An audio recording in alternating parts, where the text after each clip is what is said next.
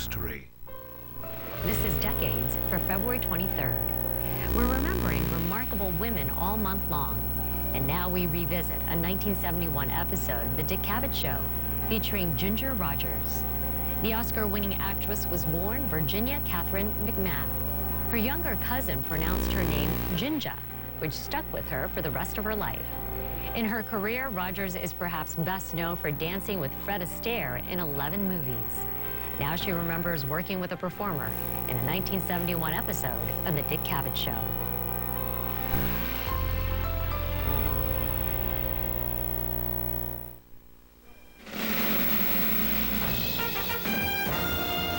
The Dick Cavett Show.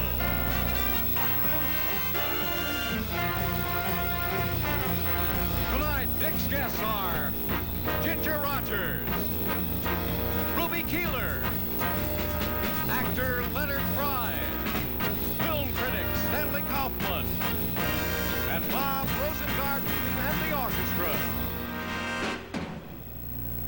Ladies and gentlemen, Dick Cavett.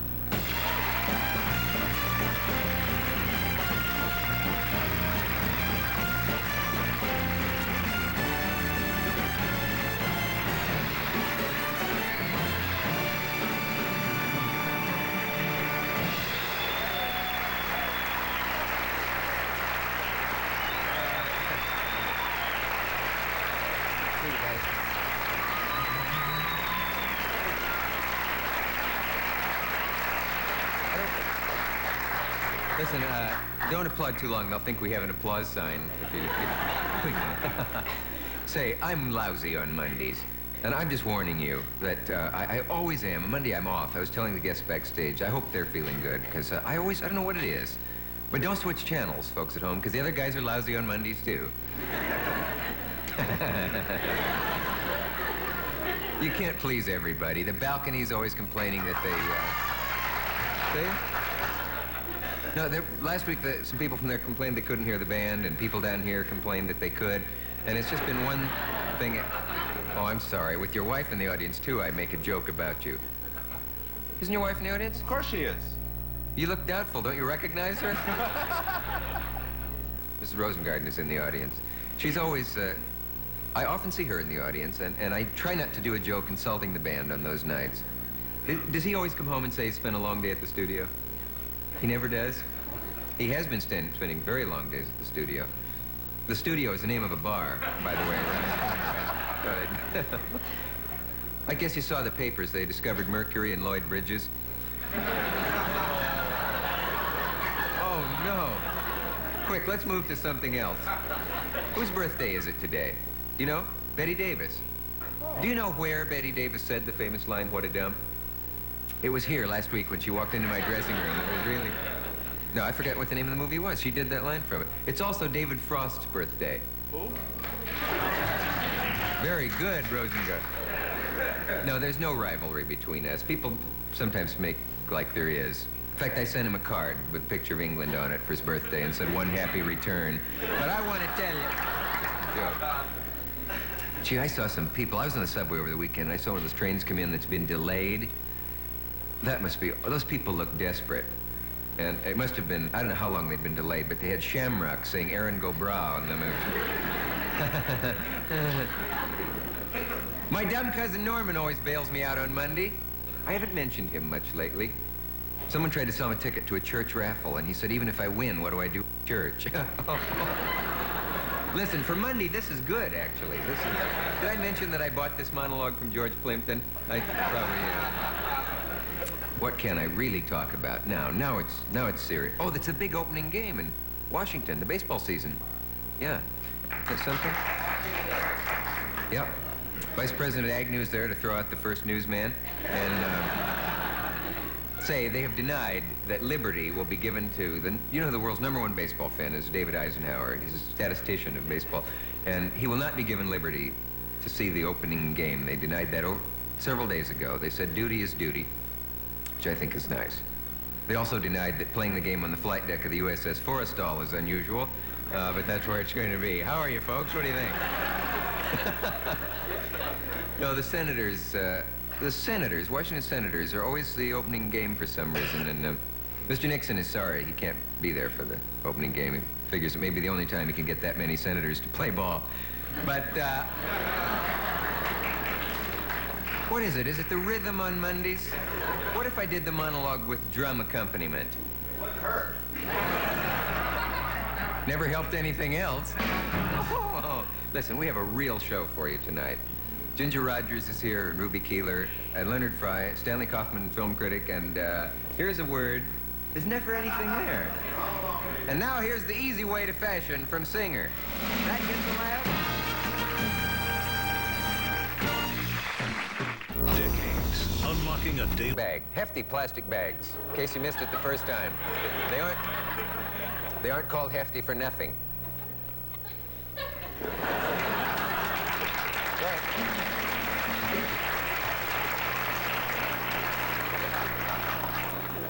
What is that for? You like it better than your monologue. For a demonstration of reading? Oh, my first guest has been a star for almost 40 years, and she has made more than 65 movies. And I don't know what else to say about her. You know her as one of the great movie stars of all time. Will you welcome, please, Miss Ginger Rogers? Ready out.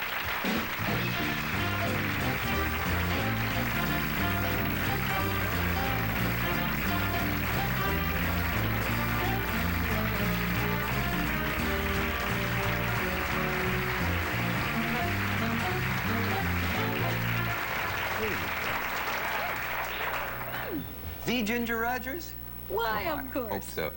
You move so beautifully. Has anyone ever told you that before, the way you came out here and went around that table? Say, do you suppose I could get in a picture with Fred Astaire? That's a good idea. No one ever thought of that. No one ever thought of that. That is a nice idea. Well, he was here one time. I heard he was. Yeah. I was in Europe all that time, so I haven't had a chance to see any of your marvelous shows. So you'll have to forgive me for not knowing all about that program. That's a shame. Yeah. So you probably, would you deny that you used to step on his toes all the time and all those things he said? All the time. Yeah. Wonder who was, I don't know, whose idea was it first to have? I just don't know. More people ask me, I bet whose they do. idea was it that you and Fred should dance together in the picture Flying Down to Rio? Well, I just haven't the vaguest idea. I was suddenly called and asked if I would like to take the role, because I was under contract to RKO. I more or less had to do what they asked me to do anyway. Yeah. So the next thing I knew, I was facing a friend of mine whom I had known from the New York stage by the name of Fred Astaire, and I was delighted to see him again. He delighted to see me, and really what went on backstage in the managerial department of RKO, I couldn't say. I just don't know. Doesn't make any difference. The fact is the films are made. Yes, I think They're so. very good. Have you seen them?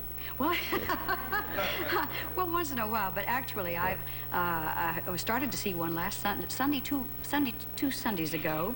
There was a film on of Fred's and mine, and I just about to watch it. Yeah. And Mr. and Mrs. Bennett Cerf's house, you see, and I was getting quite interested in it and seeing the clothes that I'd worn, and I thought, gee, that's a pretty dress. I don't remember that dress at all. That's a good-looking dress. And then my host came in, Bennett Cerf, and said, it's time to go. And I said, but I'm just enjoying a movie. Do you mind? And he said, no, come on, we have to go to dinner. So out we went, and I still don't get a chance to see. Do you know a friend who could run them for me? Sure. People often, when I have a lady star on, they say you never ask them about their clothes or where they got them. It's something, you know, I honestly don't notice clothes that much unless somebody wears them terrifically well, as you did when you came out just now. Thank you very much. So for those viewers, I will ask you. Aren't you nice? But this, I have to bow for my cousin. I'm here. This is, I'm ashamed to tell you, but I'm in borrowed finery. You mean the first night I asked the question? The first night you ask a question, I'm not in my own clothes. This dress, I'm here because of my darling cousin, Phyllis Cerf, who loaned me this dress. And the shoes are not mine. They belong to Mrs. Bubbles Shanazi Hornblow, Mrs. Arthur Hornblow. And you want to go further? And don't tell me you rented the necklace. No, I didn't rent the necklace. No, this belongs to Mrs. Cerf, too, so... Yes, I'm just really a mannequin for other people's lovely things. Mrs. Cerf. Mrs. Cerf and Mr. Mrs. Cerf is your cousin. Mrs. Bennett Cerf is my cousin, Phyllis. Yeah. Yes, and I'm staying in her house. Does her husband relentlessly make puns about you, like your clothes are held together with ginger snaps or things like that? I was just trying to... That's a good one. No, I was... heard that one No, yet. he actually does things like that, and I figured that would be one that he might do. Has he ever... Oh, don't let him hear that one. No, he'll be using I'll it. hear that all the time. Can I ask you where you live permanently? Yes, at the moment I'm hanging my clothes, and that's why I don't have them in Paris. All of my clothes are in Paris. I'd come over here to see my mother at my ranch in Oregon, and I flew over, decided to just stay about a week with just 2 suitcases because, well, I'll come to that in a minute. I came with just two suitcases. Now, it's not very much because I had 1 dinner dress, and that was all. And the rest were all sport clothes. So I spent the time with my mother, and I started to get on the plane to come back, and I got a call from my cousin and said, "You're coming through here, you're going to stay at my house," which I have done. Well, it's kind of terrible to say that people don't like you when you travel with a lot of clothes. They make fun of you. So when I arrived in London to do MAME, I did a stint there for a year. And when I arrived in London, I came in with 2.5 tons of clothes. Tons? I'm ashamed to say it, but I did, because I thought I was going to be there for a very, very long time, and I was there for a year. Well, I had a few books and things, too. But with my husband's things and my things, 2.5 tons. Do Well, you really. have a lot of lead dresses? Or how did you... Yes, I do. Well, anyway, I was kidded. I was kidded right and left about this, and so I decided that the next trip I took, I was going to just cut it right down, and no one was going to kid me again about this. And now I'm getting it on the other side. People say, well, how dare you come out with only 2 suitcases with things? You can't do that. I did. Why don't you just get a big moo-moo and forget the whole thing? I think it's a good idea. You can't. You obviously Actually, can't how win. could you do better than borrowing finery? That's the nicest way. Borrowed finery. That's the nicest way to go. Sounds like a title for a movie, Borrowed Finery. I think it's a good title. Your mother's supposed to be a great character. I always hear that. They always say she's a great character. Yes, she's a great character, and she's quite a wonderful lady. I've had some very happy times with her, and of course mothers and daughters always have differences of opinion, as we all know, but all in all I think she's just been really fabulous. Is she the reason you... And she's the reason that I got into show business. Well, she was, during the First World War, my mother was one of the 10 Marines, Lady Marines. She was one of the first 10 Lady Marines. World War I? In World War I. I didn't know. I know they were in World War II, but I didn't know. No, they were. Isn't that interesting? And she was also... How did they pick the 10? I don't know. I wasn't there. Yeah. But she also was the editor for a brief time of the Leatherneck, which is supposed to be a Marine newspaper in Washington. And I've since met some nice friends of hers who were in the Marines at the time. Fred Klein, who was with a publishing company, was a Marine at the time and remembers my mother being on the Leatherneck. And after that, she came to... she made motion pictures in the sense that she was writing scripts, silent scripts, you know, for different actors and actresses. And she said to herself, one thing I'll never let my daughter do, and that's get in show business. And what happened? She forgot? No, not actually. She didn't forget, but it just so happened that she had seen so many things that had happened to young people, youngsters, like baby Marie Osborne, and they'd mistreated her and not let her have resting time. And she thought that was just a terrible thing to do to young people, and she wasn't going to let this daughter of hers, her only child, ever get into show business. Well, it just so happened that some years later, we were living in Texas, and she didn't know. She was on a newspaper again. She was on the Fort Worth Record. So I came to her and asked her if I could join a Charleston contest that was being held at the theater. No, she said, you cannot. But why can I not? And she said, no, because if you by chance, by some rare chance, win it, they would say that the newspaper that I work for might have persuaded it in some way, and it would be silly. I would lose my job. I mean, that's very... And so I said, but all right. Well, friends of mine persuaded her. Finally, she said, all right. She stayed up all night, made me a very beautiful little gown for it, and I went into the contest, and I won. She was kind of embarrassed about it, but she said, well, I'd hope this doesn't mean that you're going to be in the theatrical business. And I was going to school at the time. Well, it so happened that I didn't finish my schooling at all. I had to go on the stage, and it was from then on I started being on the circuit called, well, my prize was 4 weeks down the interstate circuit at $300 a week. That was my prize. The interstate circuit. You know what that is? Okay. Fort Worth, Dallas, Houston, San Antonio, and Galveston. You hit them all. I hit them all, and that was the prize, but you had to dance it. I had to dance my prize out to get it. But my mother wouldn't let me. Now, this is the interesting part. She had the foresight, you see, of saying to the runners-up, there were two beautiful runners-up in the dance contest, two beautiful people, a red-headed lady and a red-headed man, and she went to them and said, if Ginger gives you part of her winnings and you do an act together, would you consider doing it? And they said yes. So we created a little thing called Ginger Rogers and the Redheads, singing and dancing act, and I presented my prize on the stage and got my prize at the end of the week, $300, split it 3 ways. And that man was Arthur Godfrey. No, I wish it were. I could call him Uncle. But no, I didn't know I'd say it isn't. And your mother adjusted to the fact that she has by now adjusted to the fact that you're in show business. Well, I'm afraid so. Yeah. We must take a brief message. Oh, how elegant. From Jockey Underwear. We'll be right back. Well. I can't really hold it up with you sitting here. Today, a Japanese... Can you remember your first flick? My first flick? Yeah. Well, my first flick was called Young Man in Manhattan. My I don't remember favorite. that. Yeah, your favorite picture. All right, quick, who was in it? Young Man in Manhattan? Quick, who was in it? Claudette Colbert was the star, I'll help you. Claudette Colbert, yes, that's what I was going to say. Freddie Mar. No, Freddie, Claudette Colbert. And Roland Winters and Harpo Marx. No, but I played a role in there of a society girl who was after the leading man, of course, which I must say I never got him. But I had a little line that I had to say in the thing, and people, some of your senior citizens still remember it, and it was, I said, cigarette me, big boy. Well, light it.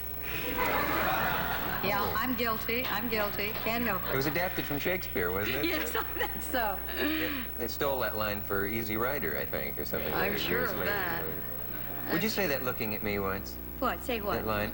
What? We said- Cigarette me, big boy. Well, light it. Nice.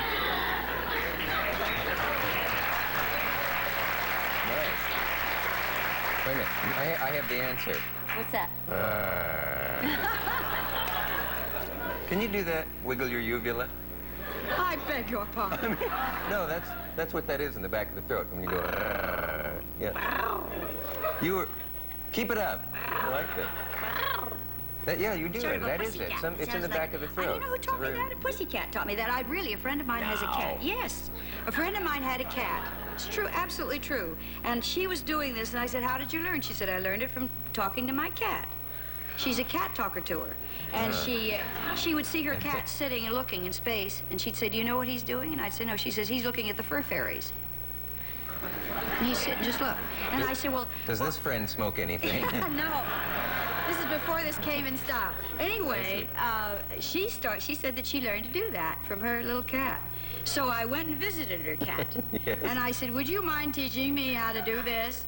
And she said, if you'll just listen to him, put your head down and listen to him, you'll hear how he does it. So I tried to imitate it. And by imitating him, I finally ended up with... It's somehow better when you do it than when I do it, or when most cats do it, for that matter. Thank you. Have you ever been depressed at a long period in your career where you just didn't like being in the movies? You know, I'll tell you why I ask this, because probably millions of girls, would see you on the screen and they'd think, if I could have what she has, it would just... Have I ever been depressed? And I wonder what it feels like to be that person that millions of people are admiring and to sit home depressed, thinking that millions of people who admire you could not imagine that you're depressed. Or to put that another way, that's about as long and involved a question as I ever asked. Which part of the question you want me to answer? I don't think I left you any place to talk at the end of it. Oh, it's okay. Well, I guess I have been depressed. Sometimes I've been depressed about not getting a role I thought I'd like to have very much. Which or one? Something like that. Well, let's see. I always... Oh, golly. Which one? I do have one, but it'll come to me in a minute. Yeah. And we'll be talking about something else, and I'll say it was that. Yeah, I do that I do that too. Do you do that? You weren't not one of the people who was... I've had 3 actresses on the show who, at one point or other, were asked to play Gone with the Wind. Betty Davis was mad at the studio at that time and You know said, something? "What's the I was title?" never asked to play Gone with the Wind. It wasn't that. No, it wasn't that one. Yeah. I would keep going. But- Grapes of Wrath? No, it wasn't that, but I'd have been good in that. Yeah. Yeah. Did you ever want him to cast you against type? You know what I mean? Not a glamorous role? I would say they were doing it all the time. You got a lot of films you'd rather not have done, but Yeah. no, but I'm, you know, I mean a really hard character part that was very unlike what you looked like. You know, more or less, I tried to fit into the things that I was told I had to do. Yeah. Some of the things that I wanted to do, I wanted very much to do Roxy Hart. I liked that. That was kind of offbeat for me, Yeah. to play a gum-chewing kind of razzmatazz type, and I Yeah. enjoyed it thoroughly. And some people said they liked me doing that. I just thought of something weird. What was the what was the song you did in Pig Latin, and why? The Pig Latin. Do you know it's in I just saw it. The broadcast, Gold Diggers of 1933. Well, yes, you remember that? Yep. Earn the Money, Yep. that's right. Yep. Well, it was a kind of a cute story about that because Mr. Zanuck, who was walking on the set one day while we were in rehearsal before the picture was being shot, and Mr. Zanuck walked in to kind of give the overall okay. And I was just singing the number and walking through it in slacks and so on. And I was singing it in Pig Latin as he walked in, and I shut up quickly and started singing "We're in the Money" and so on. And he said, well, let's see the number. And we started to do the number. And he said, but this isn't the way you were doing it when I came in.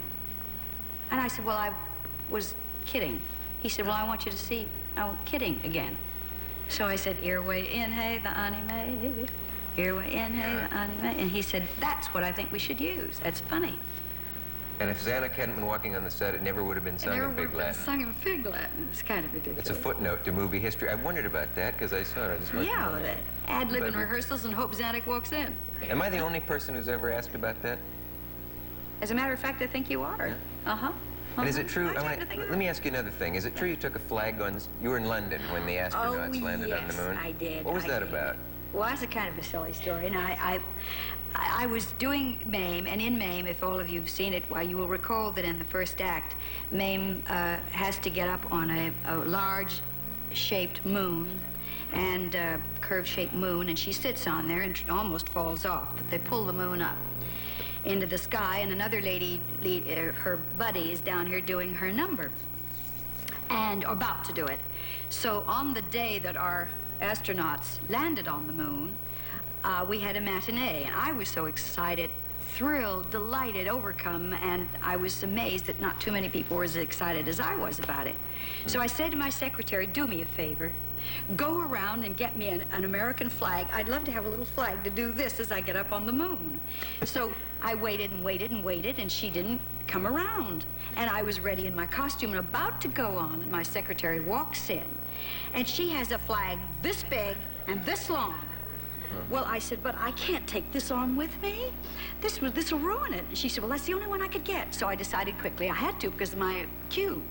And so I accordion pleated it in my hands, put it in my lap, got on the moon, started up, and as I went up, I dropped it gently, and it just sort of went like this, you see, and fell down. The audience applauded and laughed, and they were just delighted with it. So I was pleased with them because a great deal of them were all British people, naturally, and they were appreciating in England the fact that Americans had landed on the moon, and I was delighted with them. But I found that the lady who was about to sing the song wasn't delighted. Was she English or American? It seems English.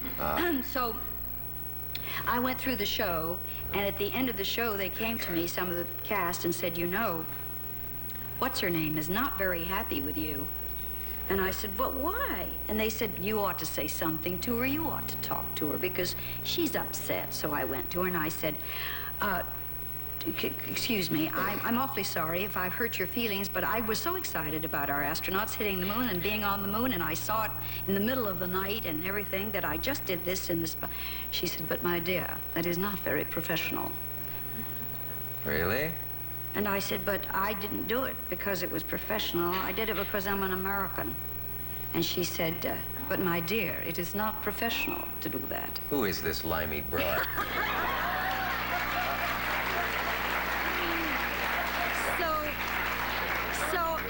That's very good, but I said, well, I do apologize, and she said, well, I should think so, really, because after all, it was my number. And of course, being an actress, in a way, I can understand why she felt that way, but I said to her, well, look, put yourself in my place. Now, if you were playing New York City, and you were playing in Mame, and you were Mame, and you were pulled up on the moon, and the astronauts were British, you'd hit the moon, and you had a British flag, and I was down there, wouldn't you want to get up there and with the British flag? And she said, not at all.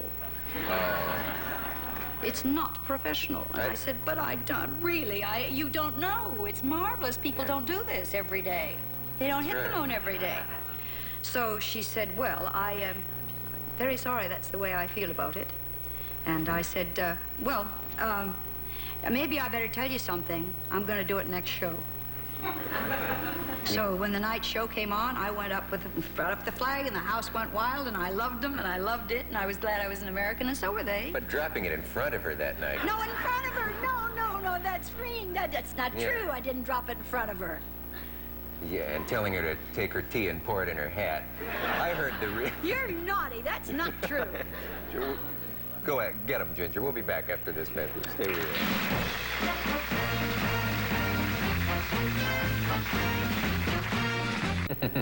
The last time my next guest was here, she was worried about whether her legs were going to hold up. She was about to open in No, No, Nanette, and not only did her legs and everything hold up, but she is now working 8 times a week on Broadway in a smash hit called No, No, Nanette. Will you welcome a very nice lady, Miss Ruby Keeler.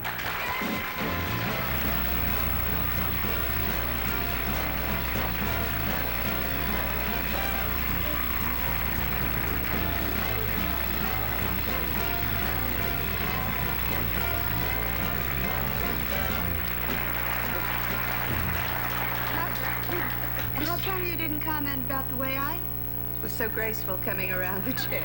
Because I've seen it before. You were here once before. I had never seen Miss Rogers come around before. Is this the first reunion of you two since 42nd Street? The other night. Oh, the other night was. So this is the first on television reunion since 42nd Street. No, we haven't seen each other for a very long time. We're not going to tell them how long. Well, no. But it was funny, the other night, after the show in the dressing room, I had the curtains closed and I was dressing, and I heard, come and meet those dancing feet. And I said to my sister Gertrude, who is that? You know, because my dressing room, I had part here, and then I was dressing. And Gertrude said, I don't know, I'll look. And I looked out, and here was Ginger. I was so thrilled to see her. I hadn't seen her for that many years, you know, that we were talking about. Yeah, I was thinking if they made a movie about 42nd Street as it is today, oh, it'd be lovely. You'd have an aerial photograph of 40 prancing pornographers or something instead of what you have. True, very true.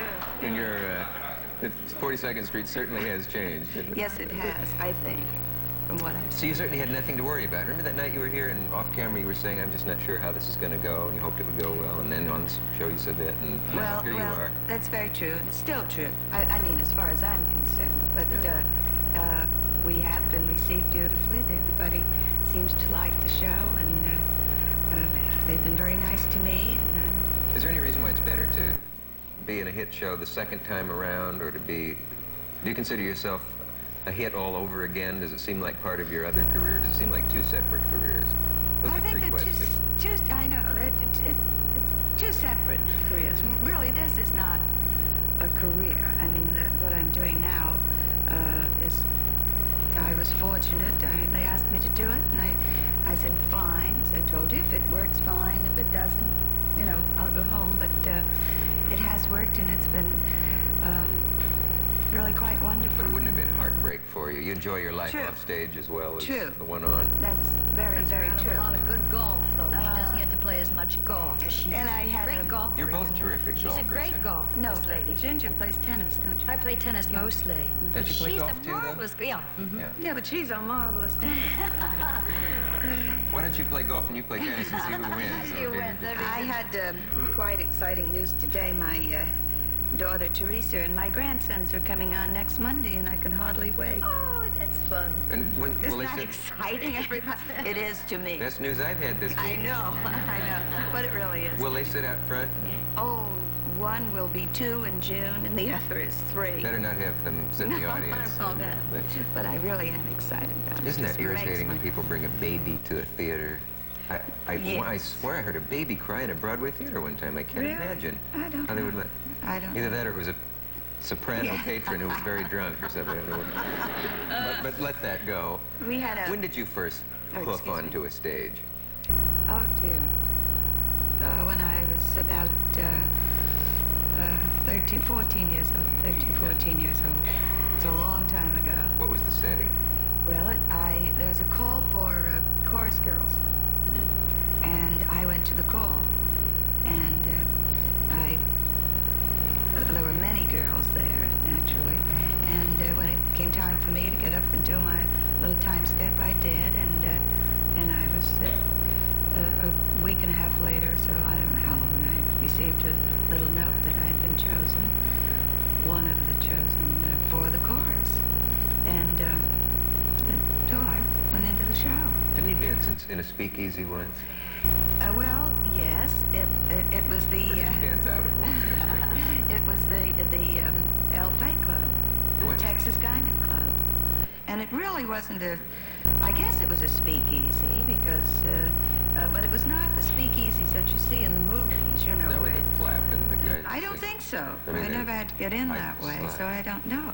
But I guess it was during Prohibition, so it must have been you'd call it a Were speakeasy. they serving liquor? I'm sure. I didn't drink at that time, and I didn't know. There's one time when this darling lady, I was auditioning for a show, and I know she knows nothing about this at all, but Florence Ziegfeld was looking for someone to play, was it Whoopi? Which Whoopi? one was the one? Right after you'd been married to Al. Whoopi. Whoopi. Well, Whoopi, I Was it left. Whoopi? Showgirl? No. Showgirl. Showgirl. And I hoped that I could get the role. Yeah. They didn't choose me. They chose Ruby. Is that right? Yeah. I didn't know that. No, I didn't They were think smart. so. They were smart. Oh, Ginger. Really? What was I going to say? I don't know. That made me think of something. Do you have any idea what it was? Is it on the tip of my tongue? Was it? But Showgirl was the name of the show. So Yeah. No, Showgirl. And you didn't know that she was the one auditioning for the role? No, Well, I there were didn't many know. people auditioned for the role, you know.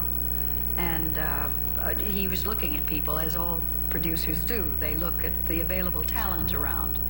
So I was, as a matter of fact, I had a very nice gentleman who sort of sponsored me, Eddie Cantor. And he thought I should be seen for this show, you know. I see. Oh. And He was doing Whoopi at the time. he was doing Whoopi at Right. the time. And he said, I think you ought to look at I don't know what he knew. I don't know any of the ins and outs of it at all, except my mother and I went up to a piano, and Mr. Ziegfeld sat Isn't he there. wonderful, Mr. He Ziegfeld? knew a good thing when he saw it, that's what. Don't you forget it, sweetheart. Yeah. Oh, listen to that. Wow. Hey, that was Bogart. That was Bogart. Yeah. Hey. There's a lot of Bogart in me. Have you noticed? There is. We have a message now, a word from the 1971 Opel, und will be back. Tonight, laugh at the... Oh, we've been caught chatting. Yeah. When was Prohibition? When was When was Prohibition, actually? Well, When did it I end? don't know. when it, So I I don't can't know tell when you it Neither when of it you was ever- over. Oh, I drink, but not a lot. But during Prohibition, did you ever Oh sneak no, one? no, I didn't Never? drink. No, didn't Oh, drink. you can. The statute of limitations has run out. No, truly, I really didn't. I worked in a nightclub for years, you know, different nightclubs, and I never did. Oh, I didn't drink I until. think it'd be funny if somebody could find some way in which everyone who drank during Prohibition could be prosecuted and sent to jail. Just as an amusing little thing. Just as a nuisance suit, drag 90% of the country into court. It was a very exciting time, of course. I picture it exciting. I Yes. picture George Raft on every street corner. George Raft worked at the club. He was a Charleston dancer.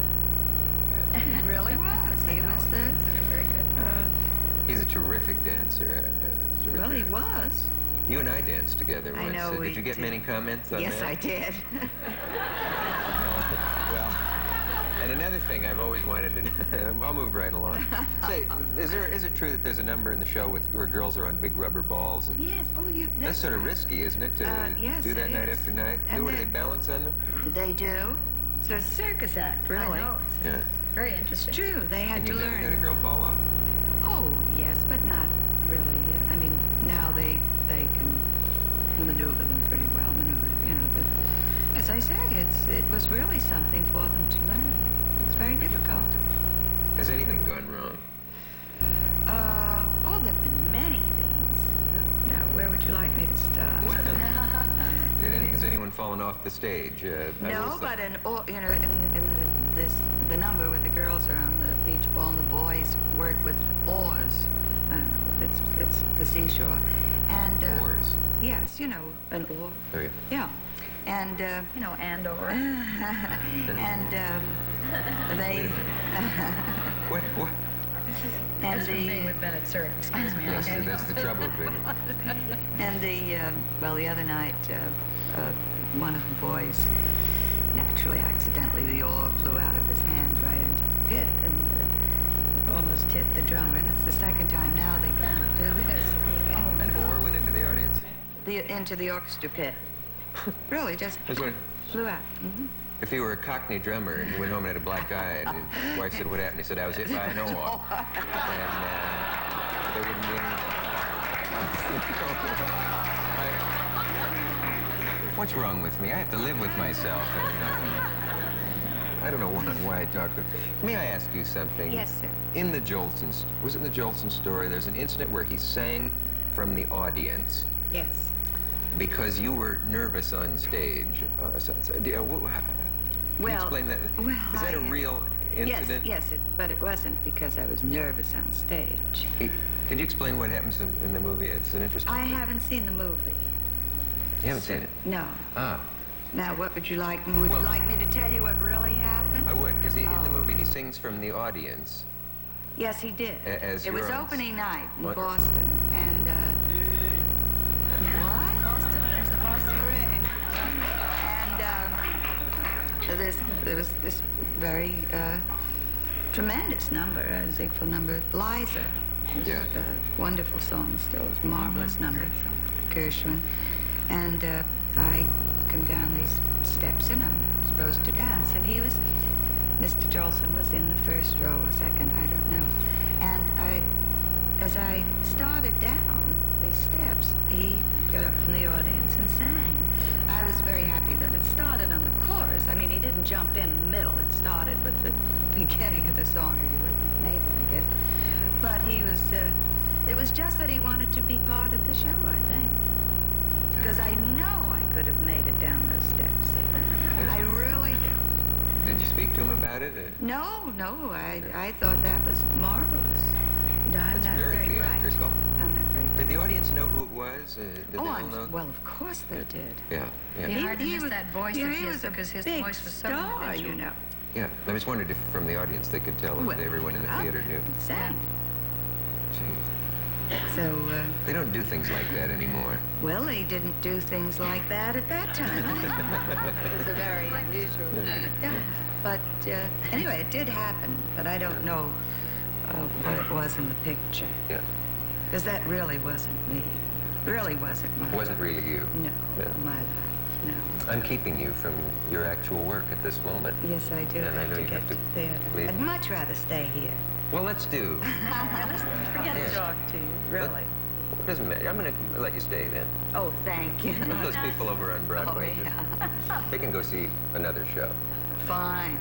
It is a pleasure having you here anyway. And I know Well, you. you're so I know you are nice, really. conscientious, and I know you are going to go to Oh, work. I know. It's sad. Thanks for But I coming. have to go. Thank you for having me. Very nice to be here. Okay. And wonderful to see you, Jim.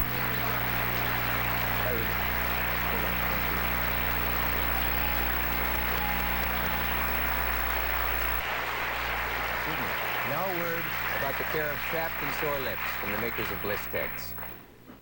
Relive the bizarre. My next guest has the unique distinction of having just closed out of town in a big turkey, a theatrical bomb, which originally was a motion picture of the best-selling novel Lolita. Will you welcome, please, Mr. Leonard Fry to tell the story?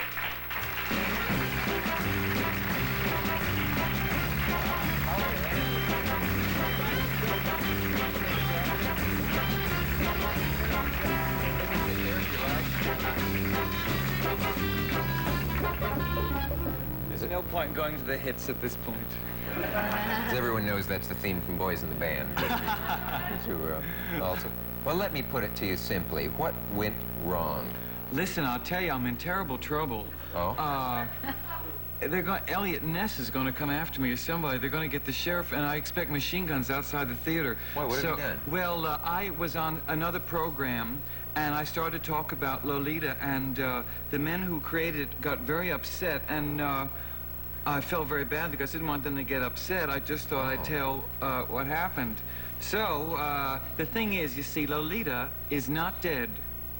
No. She lives. Lolita lives. She lives. She lives, and it looks like 90% chance that it's going to open again, which will be some kind of show business history, because when every show closes out of town, they always say, listen, kids, don't take a job, you know, next week we're going to get some money, and I got a rich uncle upstate or something, and my father has a barn, and we'll get the costumes. But this time, it is really happening. It looks like they rewrote the show completely, and they put in all new things, and they're all hoping for a big success. So I went on kind of bad-mouthed. I thought I was just bad-mouthing myself, as is my custom, because that you can't get in trouble that way. And I think they're out there and they're going to come and get me. Well, listen, if they've rewritten it and everything, then they can only be glad that you're telling how different it's going to be from... So, spill the story. See, that's what I said the same thing. Well, I mean, it didn't close because it was America's biggest hit and nobody could find the theater. I mean, it did close because it wasn't successful, as they say. But great artists have failures, don't they? Great artists have failures. I have failures. People have failures. You know, I always think if you got to have a sense of humor about it because you work just as hard at the failures. Sure. And, in fact, harder because you know that they don't love you out there, so you try harder. At least I tried, so I tried harder and to very little result. Well, just give us a hint. In fact, of what I was beyond all belief. Really? I was not good. Where does the discomfort come from when you're in a thing like that? Is it that you don't... The waves from the audience. The waves? The waves, when you feel, who's going to get who? Are they coming up here after me? Yeah. And you know that it's not worked out. Unfortunately, some shows don't work out. What are you going to do about it, you know? I can understand their position because this is a peculiar position because the show is going to open again. Yeah. So all that we opened in Philadelphia, and it was going to be a success, and we closed because it wasn't a success. So we went back to New York to work on it, to really make a terrific success, and went to Boston with a whole new show, and it still didn't work out. Gee. So we packed up. Well, tell us some of the things that people will be lucky not to see in the new version. I mean... Well, you won't see me. I tell you a funny thing. You won't see me. You won't see me. You won't? No, you won't see me. Did you have a dispute with the powers in the show about your material? When a show is in trouble, everybody's tempers get a little cuckoo. And, you know, you start out, saying with a tear in my eye, it's such a pleasure to work for you gentlemen. And I remember when I saw your previous work, and to think that I have your words, and then fade out, and 3 months later you're saying, now listen, another thing, if this thing closes, I'm taking the clothes. And it's a disintegration that you kind of can't help. I had fun doing it because I think it's up to an actor, no matter what goes on, to try to have a good time, so that it is a musical. You know, the audience has got to have a good time. It's a peculiar thing trying to make a musical out of Lolita. Did you have any good songs? Yeah, I thought the songs were good. They didn't exactly stop the show. They slowed it down. They didn't stop. I'm afraid everything I say, I'm afraid I'm sticking a knife into my... You know, I'm just starting out in this business. I feel if I'm going to antagonize the Broadway theater, I better cool it. You know, I better... But well, listen, I didn't mean Robert to. Mitchum works all the time, and he certainly is... Yeah, but look at the way he walks. I mean, he'd work anywhere. Yeah. I mean, he's fantastic. I'd love to walk like that. Yeah, I can't walk like that. In this play, Lolita, I was supposed to be... working girl's dream, you know? Yeah. So I went right to the mirror, looked it over. Well, this is not your working girl's dream. And so I tried to walk kind of like that, you know, or John Wayne, that terrific, it's a very sensual yet terrific, super masculine walk. Cannot do it. Cannot do it, but I went down trying. You did, or did you, maybe John Wayne would be able to coach you in it or something like that. Perhaps John Wayne would be in Lolita My Love. Is that what they call it, Lolita My Love? Lolita My Love, yeah. I guess they just wanted to, so you know that it's not the book. Was this the biggest bomb you've ever been in? Oh, I've been in so many bombs. It's like Pearl Harbor in my house. But, I think the bombs are an education. You know, if you spent your entire life in this business hoping that everything you be, wanting everything to be a big success, it will never happen. No. So you have to learn how to cope, survive, endure all that stuff that the Lunts are always talking about. Of course, you want to hit, you know.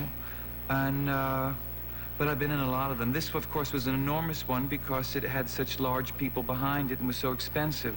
Yeah. Alan J. Lerner. Alan J. Lerner is really his creation, and he's done fantastic things, My Fair Lady included. I think the words of I've Grown Accustomed to Your Face is just about America's sonnet, you know? But you probably felt the words that you got in this were not up to the My Fair Lady level? I thought they were great. I really thought they were. There's a great song in it about when the old man is really getting the young girl, and he starts singing about what he's going to give to her, and it was the most wonderful synthesis of things like popcorn, potato chips, and cotton velvet pants. Because you know he had it wasn't just Daddy that he wanted to be. I mean, he wanted it all. Will you pardon me while I rush out and get a ticket? Don't fight the crush at the door. Yeah. So Lerner was fine. I mean, you're not here to say that the creator of My Fair Lady is a beanbag. I'm not here to say anything. I'm not here to say anything. I'm here to say I better shut up. That's what I'm here to say. We will be right back after a message from our local station.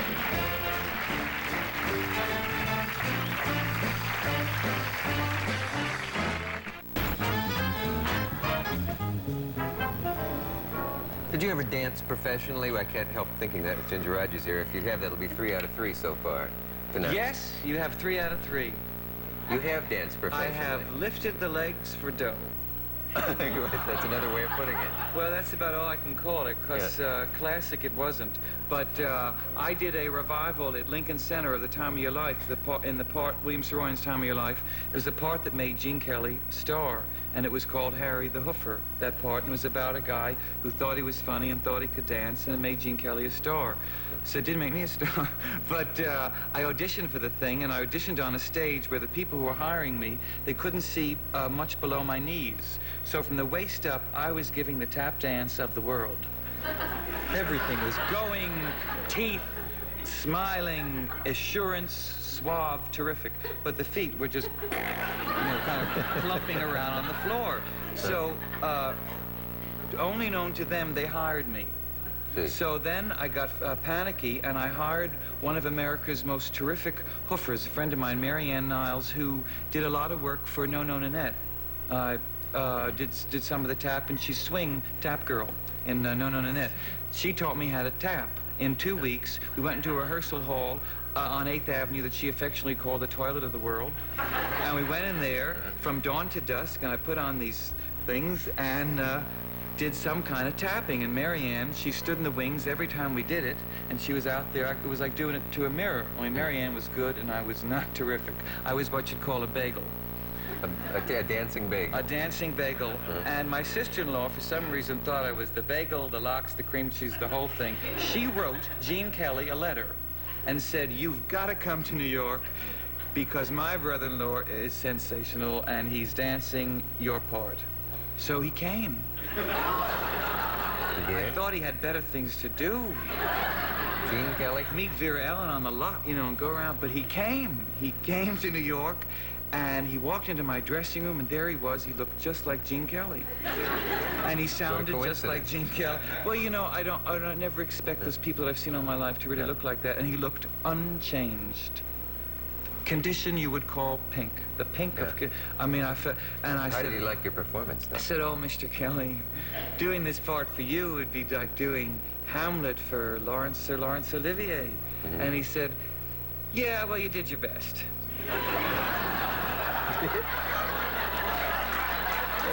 So I It really was- lays on a compliment. On one side, I wanted to say, get out of my room. But I didn't. I tried to take it, and I went out there and still tapped my way into the hearts of at least two, my brother and my sister-in-law. And I kept on tapping, and I cheated, too. I had the jingle taps. You see, if you, you put a tap on your heel here. Let me take this off. See? Yeah. So if you dig a hole here, and you put a washer in. Did you ever do that, Miss Rogers? No, I didn't. Well, this is called hire the handicapped. You know, when you can't move, so the washer, you know, for those washers, Yeah, washers. it dangled, or dingled.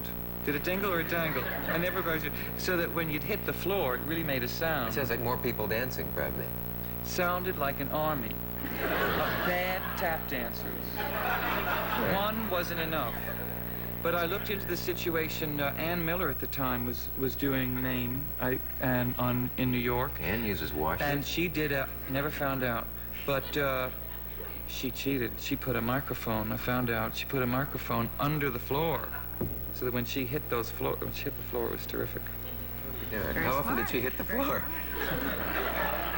Miss Rogers has to leave. I No, know I that. have I to seem go. to. I'm sorry. Yeah, we're putting everyone to sleep out here. Everyone has to leave, No, obviously. I'm sorry about that. First, Bring me on. I'll clear the room. First, Miss Keeler pretended she had a Broadway show. Now, Miss Rogers, would you leave? You did say you had to leave earlier, and you Sorry. could have left during the break, but I wanted you to leave on camera so I can see you leave. I like to see you walk. Yeah, I say Would you? goodbye. So nice Pleasure to meet meet you. you. It's a pleasure to have you here.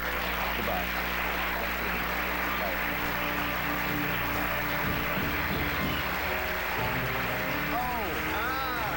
Did they get that? After a message, we'll be right back.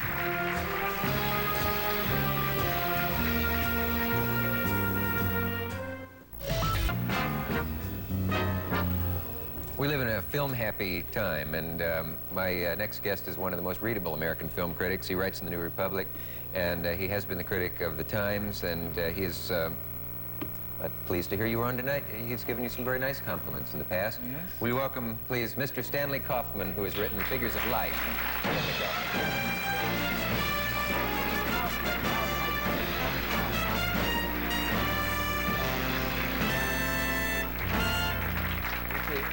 I've broken your string. Stanley I've never Kaufman. lifted a leg professionally. You never. What a relief to hear that. Strange way he has of speaking, isn't it? How does a man get to be a movie critic for those people out there who want to know how to be a movie critic? Seems like a good life. Well, it is a good life, but the entree to it is very different from person to person. Mine was Yeah. really a little odd.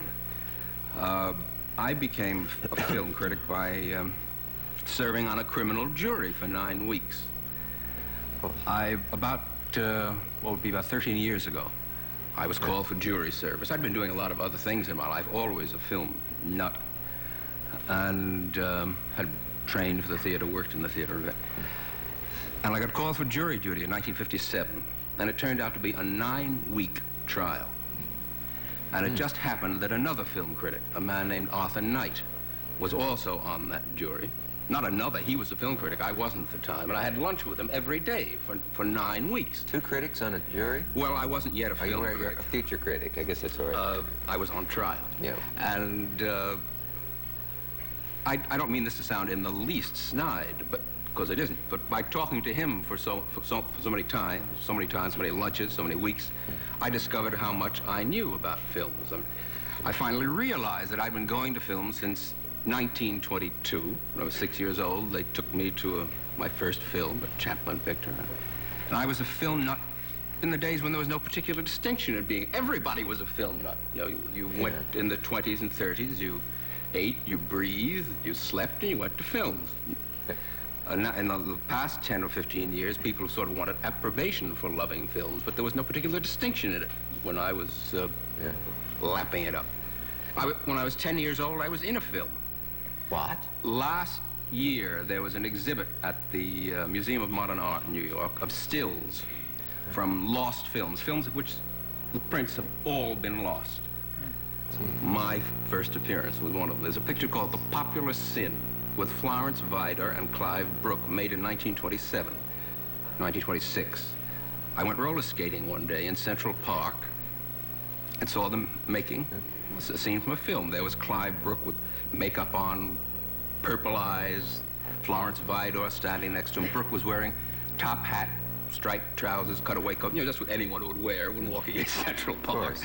And you skated your way into the movie? Well, I was watching them do this, and the man said, would you like to walk through and skate through? And I said, I'd love to. When the picture finally came out, my mother wouldn't let me go to see it because it was called The Popular Sin, and I was only 11 years old. And oh, that's sad. I don't know whether she saw it, and I don't remember. But anyway, I may be the skates on the cutting room floor. You got a skate on in that movie. That's good. But that's the long way around to telling you that I'd always been mad about films. I'd never thought of writing about them until I had these 9 weeks of lunches with Arthur Knight, and then the opportunity came up, by coincidence, very shortly after, and I began to do it. I wonder, I was thinking the other day, the Bogart craze is still at its peak, it seems. I don't know if it's at its peak or not, but people still buy posters of Bogart, and he's popular in a way that he wasn't when he was making those films. Not the same way, no. Yeah. He has now a sort of a nostalgic quality to him. I wonder who now will be the bogey of maybe 2 or 3 generations from now. I don't suppose there's any way to figure that out. George C. Scott, maybe, or something. He's certainly possibly. It's hard to predict that kind of thing, but there's a combination of qualities that did that for Bogart. His own personal... I first saw Bogart in White Tie and Tails in a Broadway play, and in the second act he came in with a tennis racket under his arm. He was a juvenile in New York, you know, before he made The Petrified Forest. Humphrey Bogart played juvenile roles? He was a society boy. He came from a well-to-do family in New York, and the first parts he played in New York were all sort of, you know, tennis anyone. I didn't know he came from a wealthy family. I guess with the first name Humphrey, you probably would. Not necessarily the last name Humphrey, but... No, of course. I don't know who would be, because it isn't just a question of his personality and his ability, which he certainly had. He was a very good actor, which is lost under the sex appeal. I mean, the consideration of it is lost under the sex appeal and the personality. He's a very good actor. Mm-hmm. He represents a certain era. That's an additional thing. And what this era will mean 20 years from now, it's hard to say. That's the difference. Real tough question. You know. Yeah. Scott is one of your favorite actors, isn't he now, George C. Scott? I remember something you said in Patton about his being one of the most powerful actors. Well, I called him an appropriative actor. Being in Petulia, being in a theater with Scott on stage or on screen is like being locked in with a madman who grabs you by the lapels and won't let you go. You cannot resist him, even when you don't like him, and when you don't particularly care for what he's doing. He played a Shylock, for example, in Central Park about 10 years ago. In my opinion, all wrong, but absolutely irresistible. Mm-hmm. He has such power. It was crazy, but wonderfully crazy. In Petulia, I thought he was quite miscast, quite wrong for the part. But he rewrote the script by the way he acted it. Mm-hmm. He made it. He appropriated the part. Some actors are better than what they're supposed to do in the film if their personality is so great. Yes, this is one of my sad, constant cries that good acting gets lost sometimes in inferior films. People won't go to see them. Not true of Scott. Millions of people went to see Patton. He made that picture, I thought. He built it, constructed it around himself, just by his acting power. But there are examples, of course, of wonderful performances that get lost because the picture is not very good. Shall I go on about this? Sure. I was just going to... A year ago, there was a picture called Staircase. Oh, yeah, the Rex Harrison and Burton picture. Not a really sort of tacky film, but Richard Burton was so good. He did such a genuine piece of creation in that part. It wasn't sort of, I am a handsome, glamorous star who's camping out for a bit with a wig and pretending to be a poof. He had absolute direct communication with that man. He cared about that man he was doing, and he made him from the soul out. It was really a beautiful piece of work. Nobody saw the film. There's even a more horrendous example of that. Waste is really what it is when no one sees fine work like that. A picture called Brotherly Love that Peter O'Toole was in earlier this year. It lasted perhaps 3 days in New York. Every actor I knew, I recommended to go to see it, and everyone who went was very glad he did. What does that? How can a film be that good or have anything that good in it and nobody hears it? Is the studio's fault for not advertising it properly, or do they think they're not going to make any money on it? Or? It's part, you can apportion the blame various ways. One of the ways is that audiences don't care as much about acting as such as they used to do. I'm not proposing that a lot of bad plays be done to give actors holidays. It's not my ideal of films or theater. But it does happen that once in a while an actor, a fine actor like O'Toole, agrees to do something that there's really no necessity to have done, and his fine work is poured into a sieve. Do you have any theory on why some people have some dynamic thing on the stage that either is too big or too small, sometimes too big for the screen? I don't mean too big for the screen either. I'll tell you what I'm thinking of this. At the Tony rehearsal the other day, that's the Tony show, yes. I was at the rehearsal and I watched Patricia Morrison and Yul Brynner do that great number from King and I, rehearse Shall We Dance? Shall We Dance? And Brynner, on that stage, in that room where people were sitting around with coffee, that giant Palace Theater, and the house lights were on and all, there was some electricity, the way he stands, the way he was there, that was thrilling. Right 20 rows back where I was sitting, you couldn't miss it. It was just a dynamic thing that was coming out into the theater. On the screen, he doesn't have that. He's entertaining and he's glamorous and he plays those romantic roles. But that thing that charges you from the stage, what is that? Why doesn't it come off in the... He's so great in that part, you know? Yeah. The part is part of it. He's ever had a part as good for him as that. But there's so many people in the theater who thrill you from the stage, and on the screen, they're good actors, but they don't have that. Are there so many? I would have thought it worked more the other way around, that there were more people who thrilled you on the screen and sort of faded out. That seems easy to understand, because the camera come in close enough. And it not only comes close, it magnifies a little. It's like putting a microphone inside the spirit. But there's a string of Broadway stars, Ethel Merman, all of them, who are good in the movies, but they don't have that thing that draws people into the theater in the movies. There's a certain quality of sex. Is very important. I don't mean curvy sex. I mean genuine sex generation quality that sometimes they don't have on film. Then they're not acceptable. That's not as applicable now as it used to be. They're not acceptable types. Ethel Merman, in the days when she might have become a film star, didn't have the kind of personality or face that was wanted then. It's much less restricted now. That's part of it.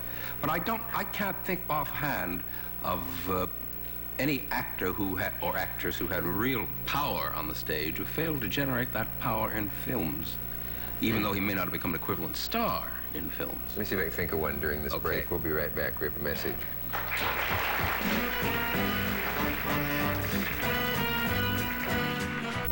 Today. You can't what? You can't enjoy it like... We've been caught. I didn't do it. We were just talking about that thing we talked about earlier. I couldn't think of a conspicuous exception of Jason Robards, maybe, who's thrilling on the stage, doesn't seem to get thrilling roles, but that may be that's a big difference. In my opinion, he's very badly miscast a great deal of the time. He's very good when he plays that son in Long Day's Journey into Night under various names in various plays. He's marvelous in it. But when he plays smoother roles, which they try to give him in films once in a while, as in Loves of Isadora, he's just Jason Robards between good jobs. This thing with Brynner did stun me, though. I mean, it made me think again that there's a way the theater can thrill you. Well, Mr. Fry said something about it. You say what you said. Well, I just thought of another thing, too. There's something about... oh, I forgot it.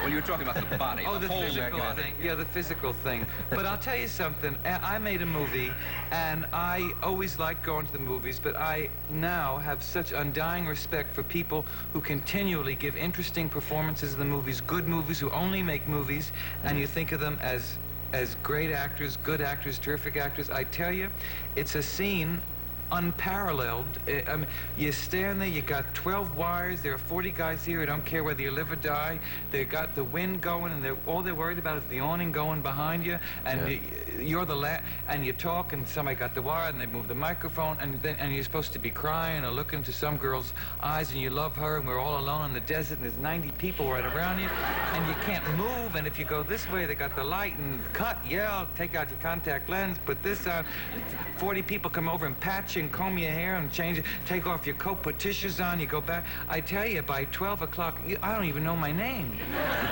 What's hard about that? That's why it makes me... That's exactly why it makes me a bit angry when people say you can't really act in films. In some ways, it's very much more difficult because you don't get any kind of running start. You've got to step in out of nowhere and commit suicide. Somebody said that an actor one night almost told this on the air. We didn't get to it. It was fascinating. He said he worked with Spencer Tracy once in an early movie, one of his first movies, one of Tracy's many movies. And he said when they started the scene, he thought Tracy was just talking to him. Oh, he thought they were still talking. He didn't know the scene had started, even though he knew the lines. What an actor. Isn't that incredible? I mean, That's Tracy had that. He really understood the film. He understood what he was playing for. He's playing for that one person who's the camera lens. Yeah. He understood how to do thrilling it. when you see that. What? There's so many youth-oriented films. We don't have time to get into this much now, but some of them are nauseating and some of them are good. Why is it some people in Hollywood seem to understand what a young film ought to be, and some people have the slightest idea? That's why some people understand everything, and most people don't in any field. When the wheel swung to youth films 4 or 5 years ago, there were plenty of cheapjacks anxious to climb on board, and we're getting the dregs of that now. But a few pictures here and there along the way have had a little something legitimate to say. Like The Graduate. Like The Graduate, yes. A picture that's there, again, a picture that's been underrated largely because of its script troubles, but the beauty of those performances that Mike Nichols got out of those people gave the picture a whole validity of its own for me. Where would you put Getting Straight in the youth-oriented films? Very low. Yeah. There's a little bit of truth. I got in trouble even for saying that with some critics, some other critics. There is a little bit of truth in Getting Straight, but to me, it's a largely exploitative film, I think. Do you think being in love is not having to say you're sorry?